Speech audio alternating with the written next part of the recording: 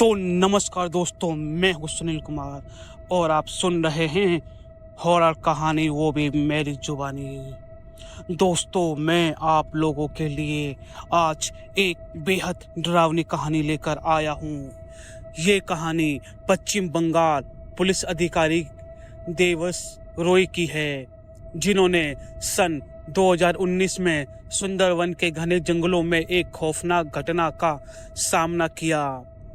एक रात जब देवस रॉय गश्त के दौरान उन्होंने किसी को अपना नाम फुसफुसाना सुना, लेकिन अंधेरे में कुछ नजर नहीं आया।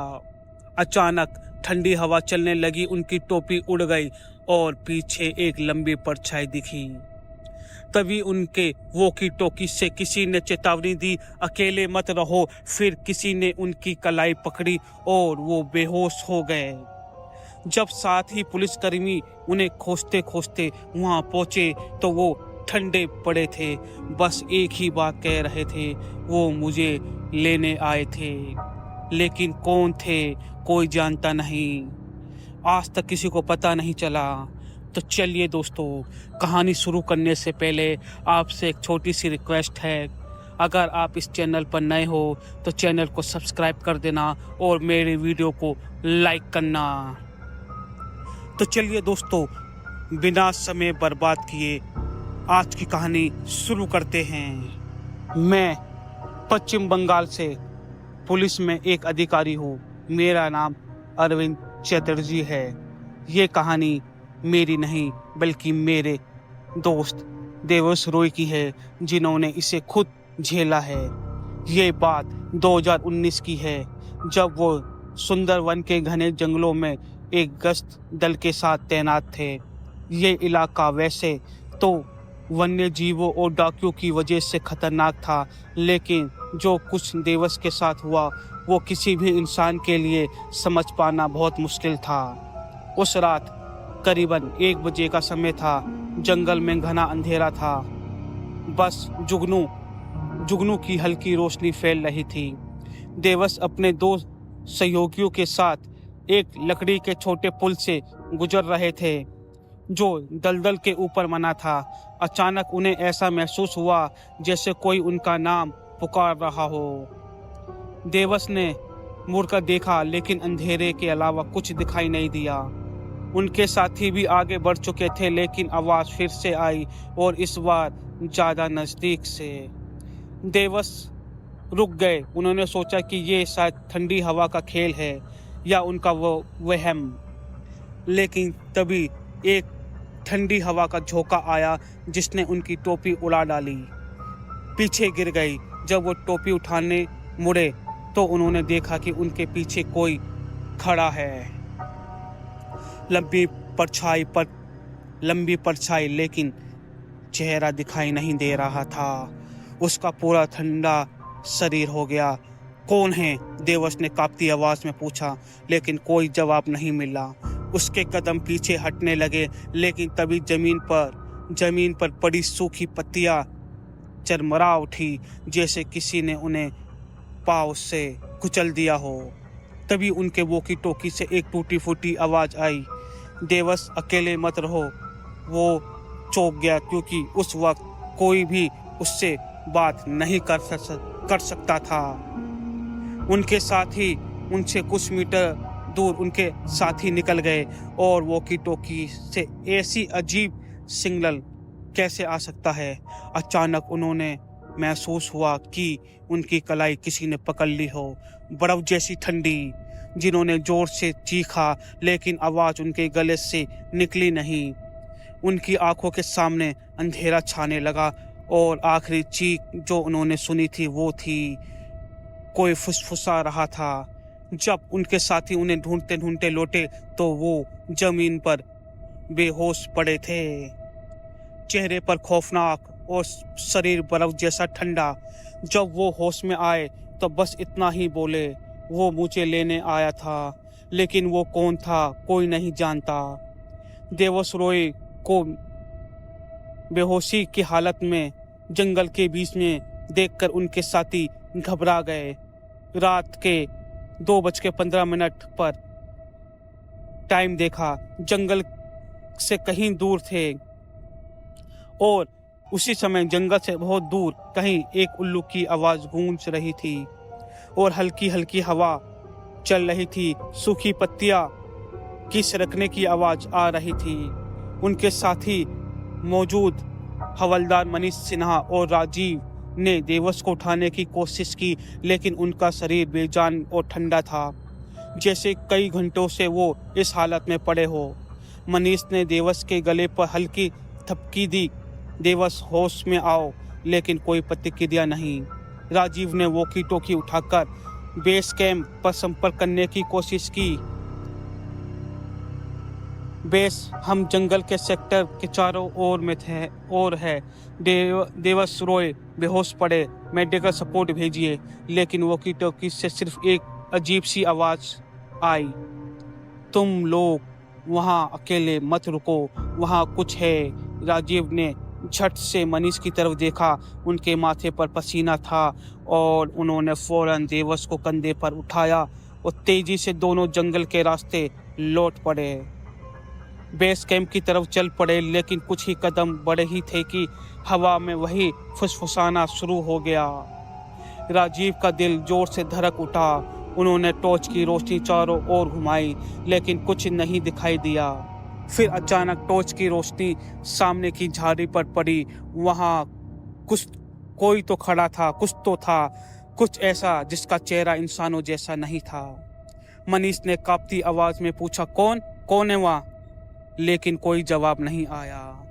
एक ठंडी हवा का झोंका आया और झाड़ियों के पीछे वो परछाई गायब हो गई। अब वो दौड़ पड़े, देवस को अपने कंधे पर उठाए बेस कैंप की तरफ भाग रहे थे। हर कदम के साथ ऐसा लग रहा था कोई उनके पीछे पीछे ठीक चल रहा हो, लेकिन जब वो मुड़कर देखते हैं तो कुछ नहीं। रास्ते में उन्होंने देखा कि जंगल का वो हिस्सा जो हमेशा खुला रहता था, आज अजीब तरह से घना लग रहा था।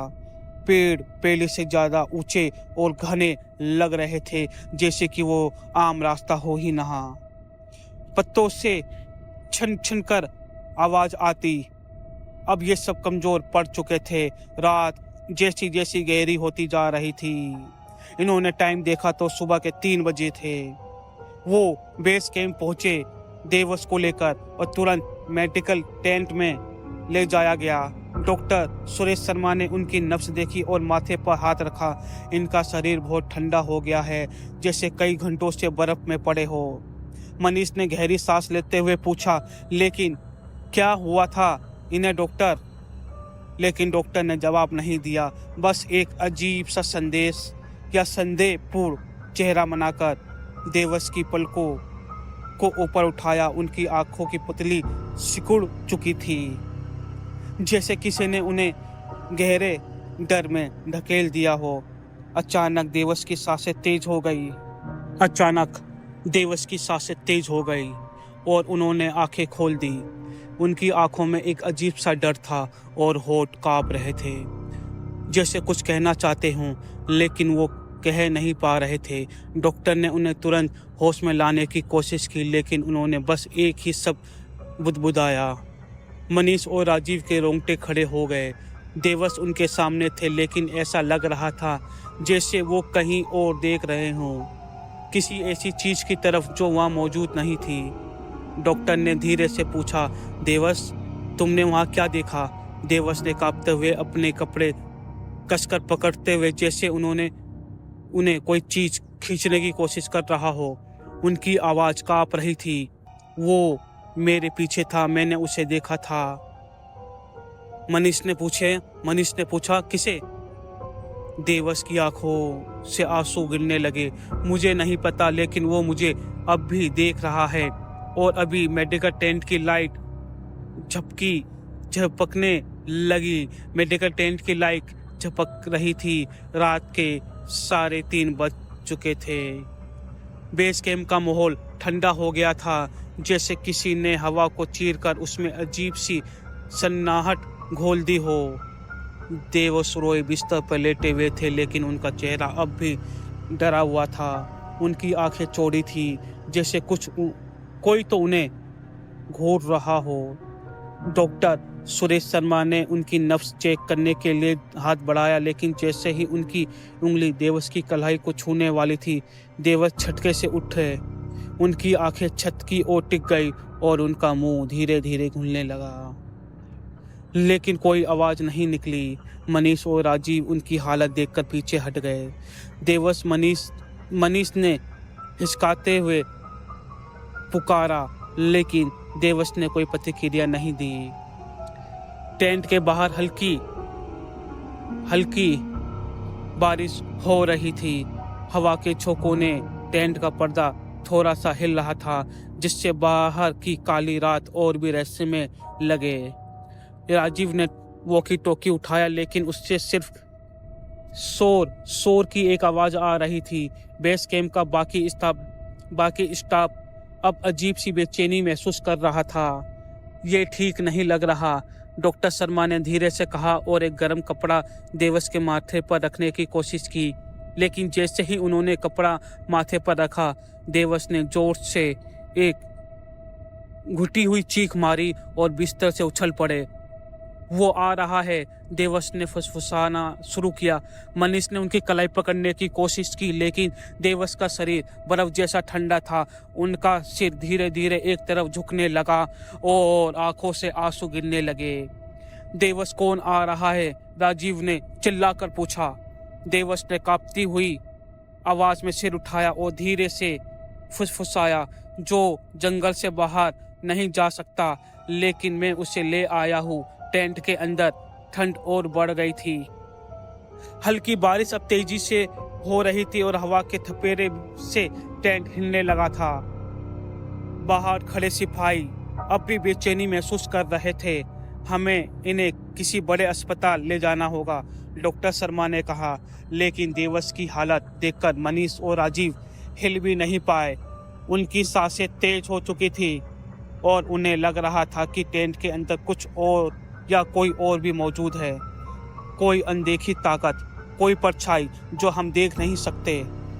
वक्त का इंतजार कर रहे थे, फिर अचानक टेंट की लाइट एक झटके में बंद हो गई।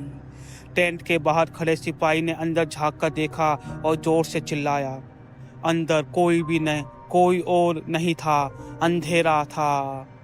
कोई भी हलचल हुई, इधर उधर बारिश गिर रही थी, ओले गिर रहे थे, ठंडी हवा भी चल रही थी। एक तेज झोंका आया और उसी के साथ एक सड़ी गली गंध भी, और फिर देवस के होठ एक भयानक मुस्कान में फैल गए। लेकिन उनकी आंखें अब भी डर से चौड़ी थी। वो खुद उस मुस्कान को रोक नहीं पा रहे हो, ऐसा लगा। टेंट के अंदर घना अंधेरा छा चुका था। घड़ी में अब 3:41 हो चुके थे। बारिश की बूंदें अब जमीन पर तेजी से गिर रही थी और हवा के झोंकों से टेंट के किनारे फड़फड़ा रहे थे।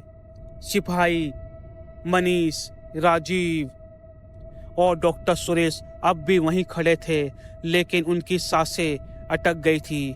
देवस रॉय के चेहरे पर जो अजीब सी मुस्कान थी, उसने सभी के रोंगटे खड़े कर दिए थे।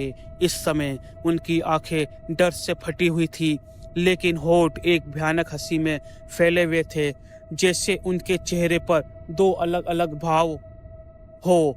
राजीव ने धीरे से अपनी टॉर्च जलाने की कोशिश की। टॉर्च टिमटिमा कर बंद हो गई।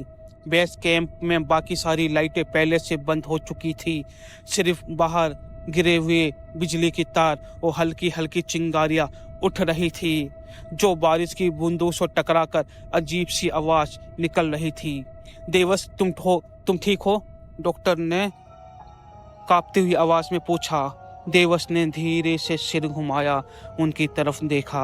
उसकी आंखों की पुतली अब भी सिकुड़ी हुई थी, लेकिन उस मुस्कान ने सबको डरा दिया। फिर अचानक देवस की गर्दन अजीब तरीके से एक तरफ झुक गई, जैसे कोई उनके सिर को मोड़ रहा हो। उसकी उंगली बिस्तर की चादर को इतनी जोर से दबा रही थी कि उसकी नस उभर आई। तुमने मुझे क्यों लाया? देवस ने अचानक बहुत धीमी लेकिन असामान्य आवाज में कहा। मनीष और राजीव के शरीर में झुरझुरी दौड़ गई। ये देवस की आवाज नहीं थी। देवस, ये तुम क्या बोल रहे हो? मनीष ने कांपते हुए पूछा। लेकिन देवस ने उसकी तरफ नहीं देखा। उनकी आंखें अब भी छत की ओर निहार रही थी और उसकी मुस्कान अब और चौड़ी हो गई थी। तुम मुझे नहीं देख सकते, लेकिन मैं तुम्हें देख सकता हूँ, देवस ने फुसफुसाते हुए कहा। और तभी मेडिकल टेंट का पर्दा अचानक जोर से हिलने लगा, जैसे बाहर से कोई उसे खींच रहा हो।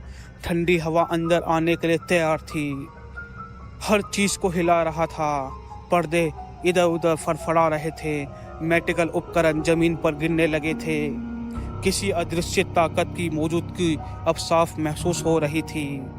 राजीव ने हिम्मत जुटाकर टॉर्च को फिर से जलाने की कोशिश की और इस बार रोशनी जल गई। लेकिन जैसे ही रोशनी देवस के चेहरे पर पड़ी, वो जोर से चीख पड़ा और उन्होंने अपना सिर दोनों हाथों से पकड़ लिया। उनकी चीख इतनी भयानक थी कि पूरे बेस कैंप के जवानों की नींद खुल गई। लाइट बंद करो, देवस ने दर्द भरी आवाज में चिल्लाया। डॉक्टर शर्मा ने जल्दी से टॉर्च बंद कर दी और उसी पल टेंट के अंदर सब कुछ शांत हो गया। देवस अब फिर से निढल बिस्तर पर पड़ गए, जैसे उनके अंदर जान ही ना बची हो। लेकिन उनकी सांसें तेज चल रही थी, जैसे उन्होंने किसी भयानक चीज का सामना अभी अभी किया हो। हमें इसे यहाँ से ले जाना होगा, मनीष ने राजीव से कहा। लेकिन राजीव की नज़र टेंट के पर्दों पर थी। पर्दे के पीछे हल्की रोशनी में उन्होंने किसी की परछाई दिखी, लंबी पतली, बहुत पतली, हिलती हुई। अब वो ये भी है कि राजीव थोड़ा घबराया हुआ था। राजीव ने एक सिपाही को जोर से बुलाया। कौन है? सिपाही की आवाज़ डर से कांप रही थी। बाकी सब दौड़कर टेंट के बाहर निकले। बारिश अब हल्की हो चुकी थी, लेकिन चारों ओर कोहरा छाया हुआ था। हवा में वही अजीब सी गंध फैली हुई थी जो पहले मेडिकल टेंट के अंदर महसूस करी सबने। एक सड़ी गली गंध जो इंसान झेल नहीं सकता। नाक बंद कर खड़ा होना भी बहुत मुश्किल हो रहा था। किसी ने पीछे से छुआ। बाहर खड़ा सिपाही पूरी तरह कांप रहा था। मनीष ने चारों ओर टॉर्च घुमाई, लेकिन वहां कोई नहीं था, सिर्फ घने पेड़ और कोहरे में डूबी रात। लेकिन तभी देवस के बिस्तर के पास खड़े मेंटल ट्रू से एक जोरदार धक की आवाज आई, जैसे किसी ने उसे जोर से खटखटाया हो। टेंट के अंदर अब भी कोई था। डॉक्टर शर्मा ने हिम्मत जुटाकर धीरे से पर्दा हटाया और अंदर देखा, पर अंदर देवस अकेले नहीं थे। उसके बिस्तर के पास जमीन पर गीली मिट्टी के निशान थे, किसी के पैरों के निशान। लेकिन वो निशान बिस्तर की ओर नहीं, बल्कि बिस्तर से बाहर की ओर जा रहे थे, जैसे कोई अभी अभी वहां से निकला है। डॉक्टर शर्मा के हाथ रुक गए। टॉर्च की रोशनी गीली मिट्टी पर पड़ी।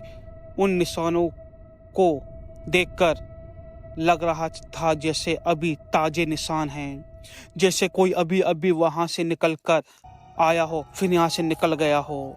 पर अजीब बात यह है कि उन पैरों के निशान इंसानों जैसे नहीं थे। पंजे बहुत चौड़े थे और उंगली असामान्य रूप से लंबी। रात के 4 बज चुके थे। बेस कैंप के बाहर चारों ओर हल्का कोहरा और घना हो गया था। जंगल की बीच कहीं दूर से सियार के रोने की आवाज आ रही थी। बाहर खड़े मनीष और राजीव को भी अब कुछ अजीब महसूस हो रहा था। ऐसा लग रहा था जैसे उनकी गर्दन के पिछले हिस्से पर कोई हल्की सांसें छोड़ रहा हो। ये जगह अब सुरक्षित नहीं है। डॉक्टर शर्मा ने फुसफुसाना धीरे से शुरू किया और वॉकी टॉकी उठाया। बेस कैंप, हमें तुरंत सपोर्ट चाहिए, गंभीर है सिचुएशन। लेकिन वॉकी टॉकी से सिर्फ जैसी अजीब सी सरसराहट की आवाज़ आई, जैसे कोई सांस ले रहा हो। फिर अचानक एक टूटी फूटी आवाज़ आने लगी, तुम्हें यहाँ नहीं होना चाहिए था। अब तो राजीव का दिल जोर से धड़क उठा। उन्होंने तुरंत वॉकी टॉकी बंद कर दी और मनीष की तरफ देखा। मनीष की आंखें डर से फैल चुकी थी और तभी देवस के बिस्तर के पास रखी मेटल ट्रू अचानक जोर से जमीन पर गिर पड़ी, जिससे पूरे टेंट में आवाज गूंज उठी। देवोस अब भी बिस्तर पर थे, लेकिन उनकी सांसें असमन्वित रूप से चल रही थी। उनकी चादर उंगली उनकी उंगली चादर को कसकर पकड़े हुई थी। उनके माथे से पसीना टपक रहा था, होठ कुछ बोल रहे थे।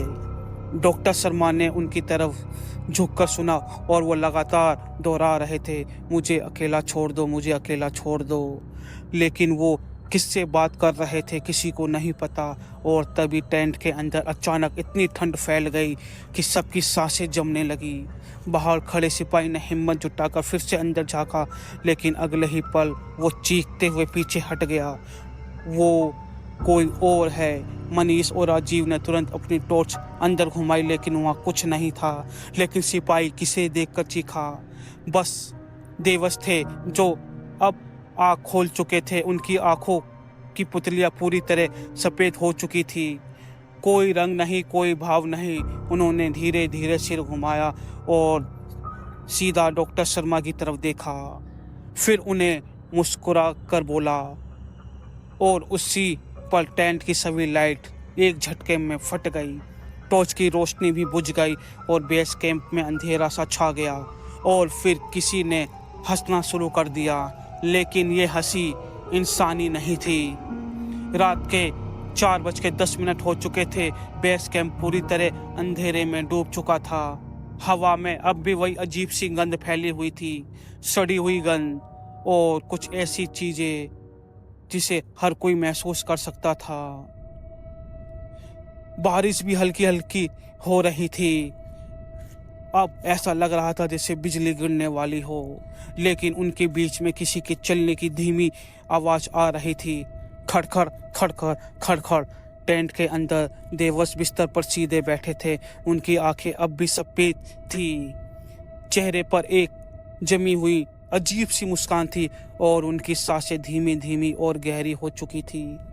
मनीष और राजीव तो पसीने से दरबदर हो चुके थे। उनके गले सूख चुके थे, लेकिन डर के मारे वो हिल भी नहीं पा रहे थे। देवस, डॉक्टर शर्मा ने कांपती आवाज में कहा। देवस ने कोई जवाब नहीं दिया, बल्कि उन्होंने धीरे धीरे अपना सिर एक तरफ झुका लिया।